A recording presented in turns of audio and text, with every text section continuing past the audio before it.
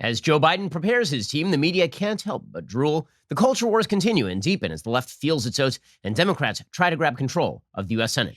The media they couldn't wait for this moment. Do you know Joe Biden? He's on the celebrity sex list.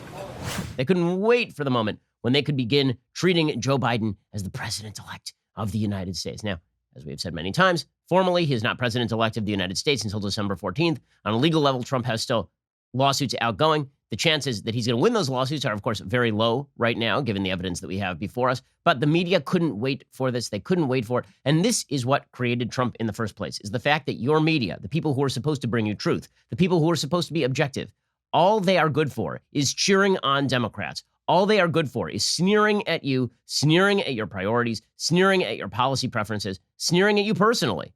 This is what your objective media do. And they made Quan during the Trump administration. They made bank during the Trump administration, playing this little game where they pretended to be objective while characterizing you as a deplorable and characterizing Trump as an evil, orange, Hitlerian piece of crap, right? This is how they made their money. If you look at the subscription numbers on the New York Times and the Washington Post, they skyrocketed. Why? Because they were doing fan service to a liberal audience. That is what they are for. And now they're going to go right back to that fan service. They're going to go right back to it. Okay, so yesterday, the Dow Jones Industrial Average reached 30,000. The media immediately began trumpeting this because this was evidence that the markets love Joe Biden. Or alternatively, this is evidence that the markets are kind of happy with status quo, and they understand that Joe Biden is unlikely to be able to do anything, given the fact that Congress is likely to be Republican, or at least the Senate is likely to be Republican. And so President Trump came out for about 60 seconds, and he announced that the stock market had reached 30,000. Now, 5 seconds ago, when Trump talked about the stock market, the entire media laughed at him. The entire media suggested the stock market is not a good reflection of how Americans think. Kamala Harris said in open debate, the stock market doesn't matter because 50% of Americans don't have money in the stock market. But now the media were all out there chomping at the bit to try and credit Joe Biden with the increase in the stock market. By the way, what worthy of note, when the stock market jumped after the last election, the media tried to credit it to Barack Obama instead of to Donald Trump. So you see how the game works. When a Republican takes office, any stock market growth is the result of the Democratic predecessor. When a Democrat is supposedly elected, then that Democrat immediately is credited with all gains in the stock market.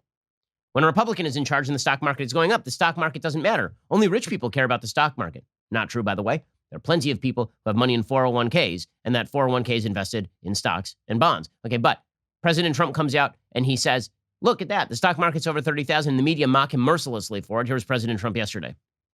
The stock market's just broken 30,000. Never been broken, that number. That's a sacred number, 30,000. Nobody thought they'd ever see it.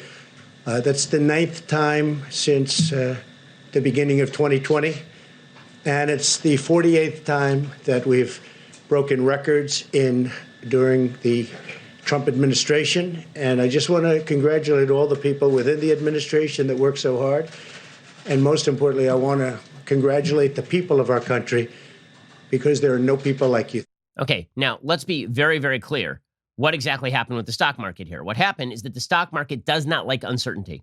The stock market hates new information when there's a vast change upon the land. The stock market absolutely hates it.